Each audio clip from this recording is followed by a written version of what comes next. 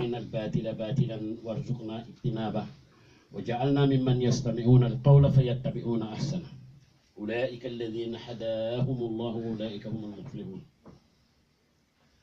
السلام عليكم ورحمة الله تعالى وبركاته. Aujourd'hui, on va parler de la prière.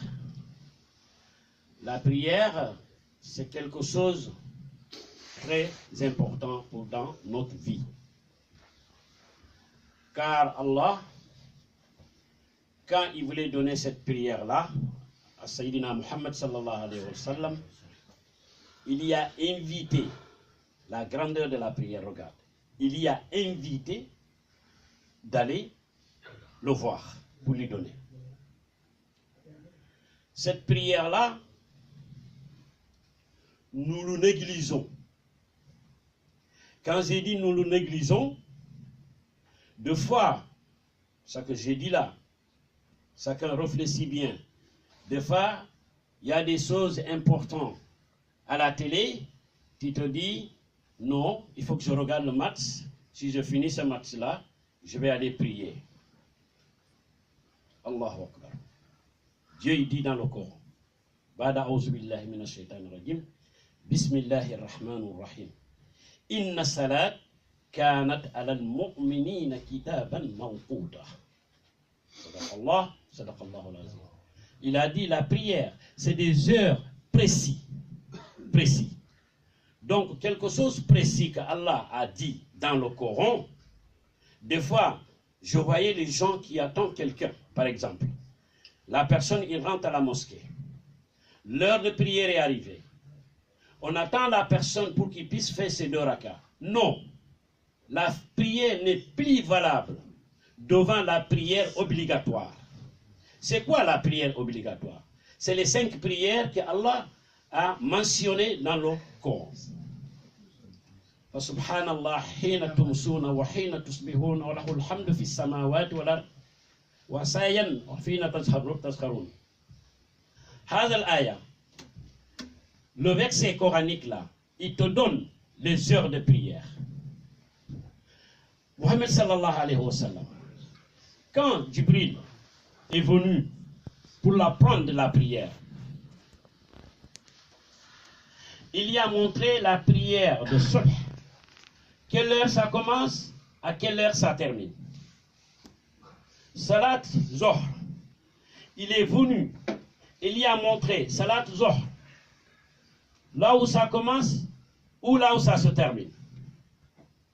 Il y a montré Salat Al-Asr, là où ça commence, là où ça se termine. Il y a montré Salat Al-Maghrib, là où ça commence, là où ça se termine. Il y a montré Salat Al-Isha, là où ça commence, là où ça se termine. Chaque mosquée que vous rentrez, chaque mosquée, je dis bien, jusqu'à Kaaba, Médine, il y a des heures, quand cette heure-là arrive, même le roi, personne n'a le droit de l'attendre pour la prière. Muhammad sallallahu alayhi wa sallam, la personne qu'on a donné la prière, la personne qui nous a amené la prière, comment il faut le faire? 2 fois qu'il a prié derrière quelqu'un. Pour la première fois, Muhammad sallallahu alayhi wa sallam a prié derrière Abu Bakr Siddiq.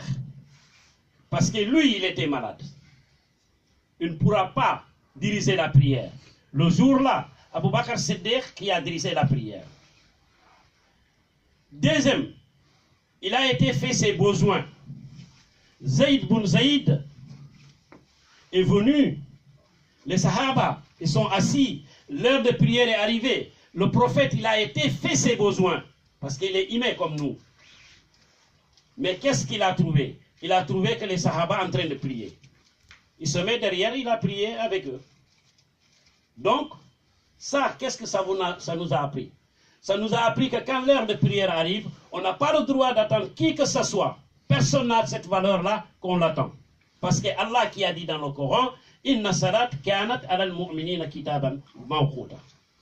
Des fois, quelqu'un rentre.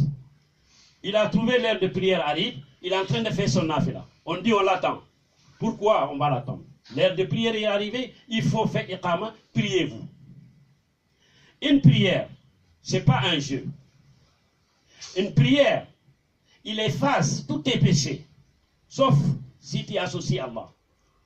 Entre les prières que nous faisons, Salat Subh, Salat Zuhr, Salat Asr, Salat Maghrib, Salat Isha, tout ce que tu commets comme péché, si tu pries à l'heure entre ces prières-là, Allah va te pardonner.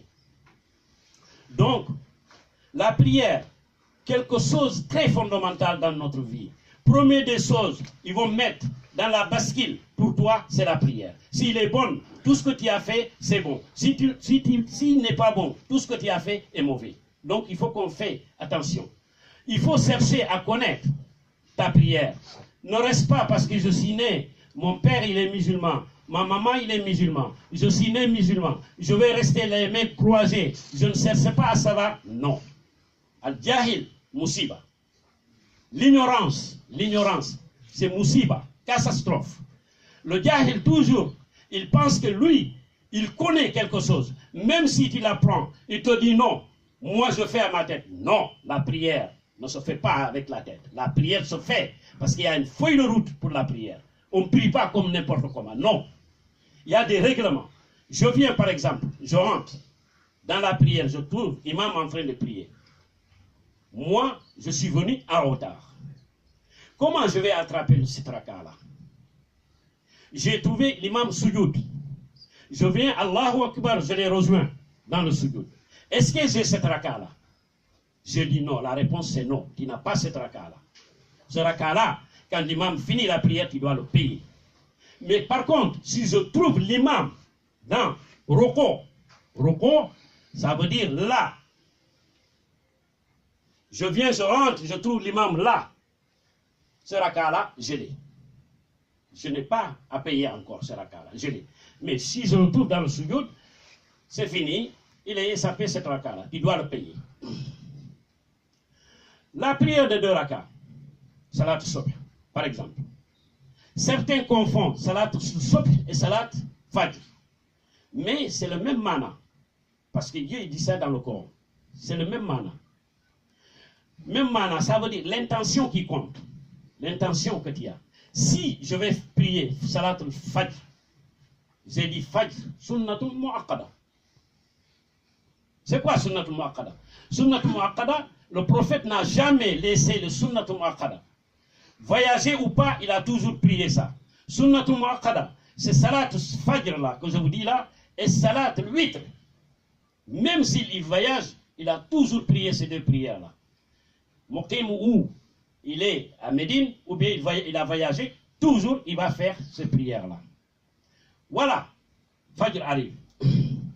Salat Subh arrive, Fard. Parce qu'il y a 5 prières. J'arrive dans la mosquée, je trouve l'imam en train de prier Salat Subh. Est-ce que je vais prier Salat Fajr? Non. Je vais prier avec l'imam pour gagner le mérite. Salat al-Jama'a, c'est-à-dire la prière de groupe. Quand j'ai fini, certains mazhab, ils te disent, il faut attendre que le soleil se lève. Pourquoi je suis d'accord avec eux? Parce qu'à l'époque du prophète sallallahu alayhi wa sallam, il y a des gens qui adoraient le soleil quand il est rouge. Ils croient que quand le soleil est rouge, c'est Dieu pour eux. Donc le soleil est rouge, c'est quel moment? Salat Subh et Salat Asr. Quand Asr est passé, le soleil va tomber, il est rouge. Eux, ils adorent leur Dieu. On dit qu'ils adorent le soleil. Donc c'est pour cela, c'est interdit pour nous, quand ce heure-là, de faire les nafilas. Parce que Salat al-Fajr que je vous dis là, c'est nafila, sunnatul mu'akkada. Donc il faut le faire quand le soleil se lève. Quand le soleil se lève, tu le fais. Je viens et je trouve l'imam en train de faire Salat al-Maghrib, par exemple. Salat al-Maghrib, je rentre, je trouve l'imam en train de faire Salat al-Maghrib. Dernier raka, il est assis. Moi, qu'est-ce que je vais faire si je le trouve cette position-là? Je viens, je dis Allahu Akbar, je vais le rejoindre. Là, j'ai gagné Salat au groupe. J'ai gagné. Mais comment je dois payer ces prières-là? Si je me lève, je n'ai aucun raka. Là, je vais faire 2 rakas, je m'assois. Et après, j'amène 1 raka, je m'assois. Ça, c'est salat al-maghrib. Mais si je trouve l'imam assis, je pense que moi, parce que je l'ai trouvé assis, ce raka-là, je l'ai gagné. Non, je ne l'ai pas gagné. Ce raka-là, je dois le rattraper, de le refaire. Salat Azor, par exemple. Moi, je fais synthèse, raccourci, parce que je ne peux pas parler de salat. Si je voulais parler salat, on va parler jusqu'à je ne sais pas quand. Mais je raccourcis des choses. Par exemple, je suis venu, je fais salat Zohr. Je fais 2 rakas. Le Satan commence à me perturber. Je ne sais pas si j'ai fait 2 rakas, si j'ai fait une seule raka, je ne sais pas. Qu'est-ce que je dois faire là? Les ulamas, tous les ulamas sont d'accord, il faut tenir le pli petit. Le pli petit, c'est un seul raka. Parce que là, j'ai fait 2 rakas, mais je ne sais pas. J'ai en train de douter, est-ce que j'ai fait 2 ou 1, ou je vais attraper qu'un seul. Après d'avoir amené ce raka-là, je m'assois. Je fais le tahiyatul lillah jusqu'à la fin. Après, je me lève, je fais 2 rakas. Je finis. Maintenant, qu'est-ce que je vais faire? Il y a un sujoud là. Mais quel sujoud que tu vas faire?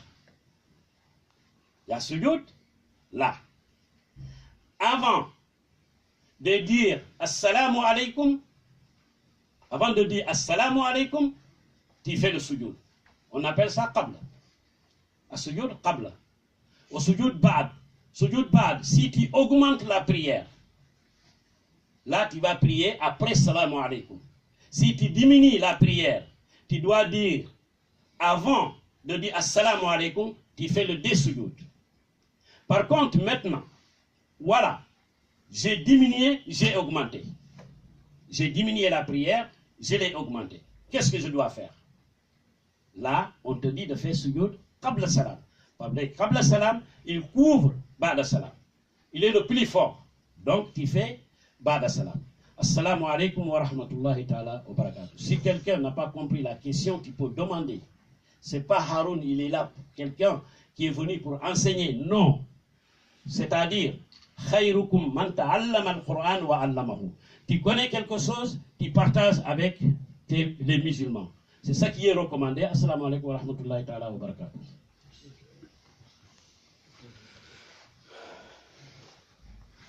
Merci beaucoup.